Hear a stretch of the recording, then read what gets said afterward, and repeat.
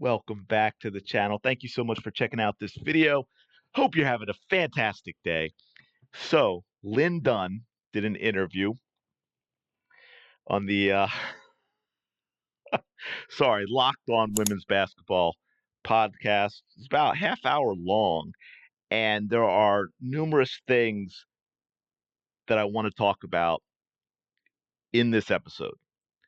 And I went through the whole thing and I marked specific things that I want to talk about.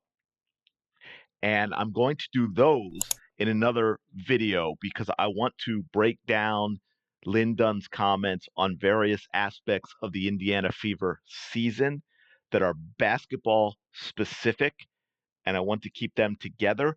And I'm doing this one separate because, unfortunately, toward the end here, Lin Dunn decided she was going to throw the Caitlin Clark fans under the bus like everyone else has seemed to do. So I want to play this bit for you, and then I have some comments on it, and I'll be very interested as to what all of you think about this as well, because I got to tell you, this was for me very disappointing that Lin Dunn went in this direction. Absolutely ridiculous. So let's dig in. This is maybe a minute or two long here. What I didn't expect, though, was probably the mean spirited vitriol postings that I saw on social media. And I'm not on all of those, all of them. I'm on just a few, to promote the Fever. But I was really taken aback with some of the harsh comments that I've seen towards coaches, towards players. Even when the Olympic Committee didn't select her and how they were attacked. That's been the biggest surprise for me, that there's been this kind of attacking, mean spirited posting towards everybody, and so I don't like it. I don't think it's appropriate. That's not my style. And so I think the coaches, the players, I know on our team had to adjust to that. They were taken aback by, wow, ooh, look at that harsh commenter. And so we had to block out the noise, and we had to talk about, you have to block out the noise. What's happening on the outside does not matter, especially by people that post things that you don't even know them. If you don't. Okay, wow. Let's dig into this Lin Dunn, because I got to tell you, I wasn't a Lin Dunn fan before. I'm even less of one now.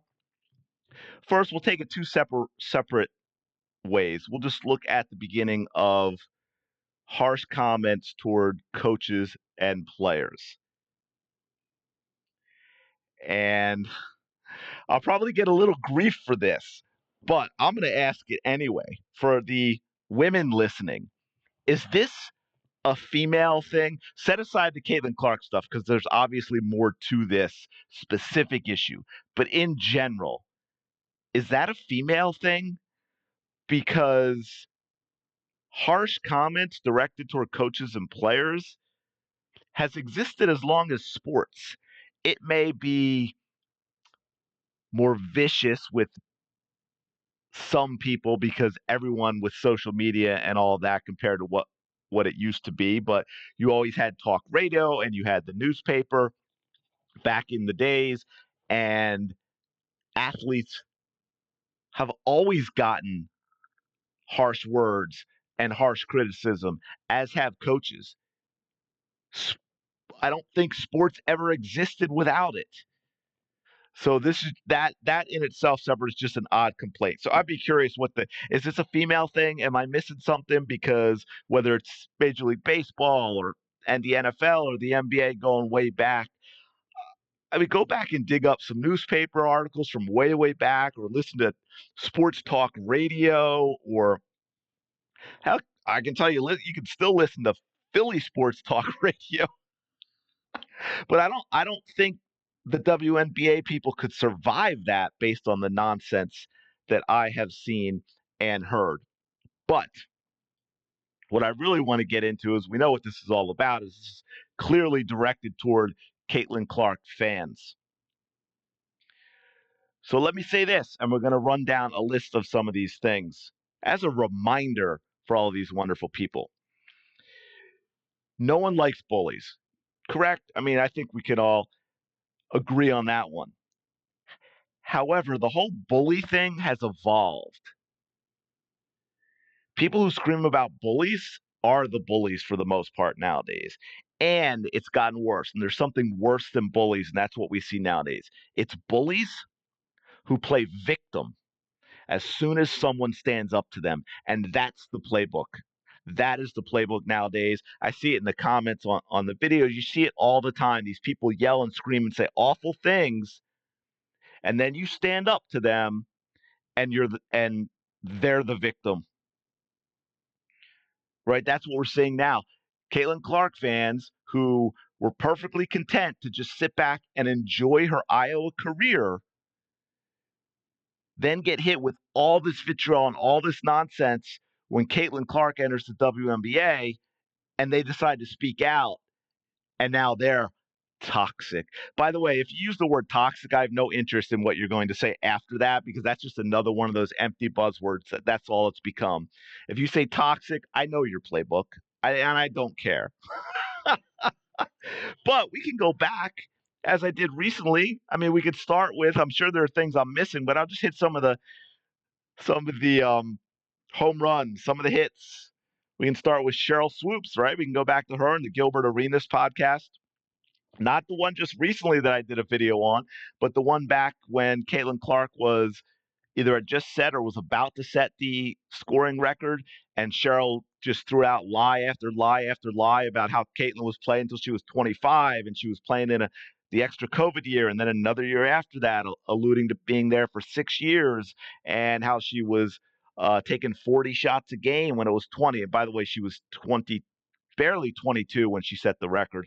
Although Cheryl was saying she's playing until she's 25, she was taking 40 shots a game when she was only taking 20, and all this other stuff. And Caitlin Clark actually played fewer games than Kelsey Plum. She broke the record in fewer games.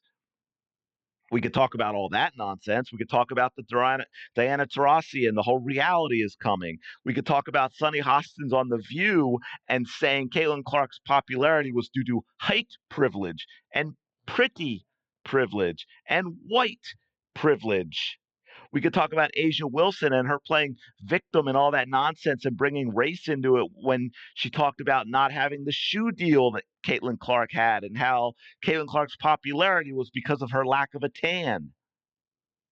We could talk about the physical nonsense in the league and the hard fouls, which in and of itself I don't have a problem with, except for the fact that they were not called. And you can go back and look at early film of the season when Caitlin Clark was getting pushed, shoved, elbows, smacked in the face when driving to the basket with no call. We can talk about the Kennedy Carter criminal assault. Alleged. How about alleged? Should I say that at the cover? Because that was assault. There was no basketball game going on. We could talk about Angel Reese jumping off the bench and cheering when it happened. We could talk about Vivens in Seattle getting in Caitlin Clark's face. We could talk about Dijon, the mustard, Carrington, and her epilepsy seizure. We could get into the Olympic snub, followed by the lies and shifting goalposts as to why she didn't make it. Oh, she's just a rookie, but other rookies made it. And Caitlin was playing better than them. Well, she wasn't in camp. Well, I went into a detail on that in the video about how these things work. She didn't have to be in camp, the camp that you decided to schedule for Final Four weekend, knowing that Iowa had a good chance to be in the Final Four. And then it became, oh, well, we were afraid about how her fans might act if she didn't play. Of course, you weren't worried about how they might act if she didn't make it, but you were worried about how she might act if she didn't play. We could just talk about the entire media and how they've acted with this. So this is, and here's unfortunately the thing is Indiana Fever will continue to benefit from having Caitlin Clark. So Lin Dunn is perfectly comfortable throwing her fan base under the bus. As I said at the beginning of the video, there is something worse than bullies. It's bullies who play victim as soon as someone stands up to them and their nonsense. Apparently, Lin Dunn is no different. That does not bode well for the future of the Fever with Caitlin Clark. Unbelievable. Unbelievable that Lin Dunn, after all this time, this is a recent interview, after all this time and everything that's happened, she's going to come out and say that. Talk about no self awareness. Any comments on Dawn Staley's comments, Lynn? Any comment on Cheryl Swoops? Any comment on Sonny Hostin or the behavior of Kennedy Carter or Angel Reese? No? It's just the Caitlin Clark fans are the problem, huh? The way they attack? Wow. Let me know your thoughts in the comments below. Please do like and subscribe. It really does mean a lot. It really does help out. And I really do sincerely appreciate it.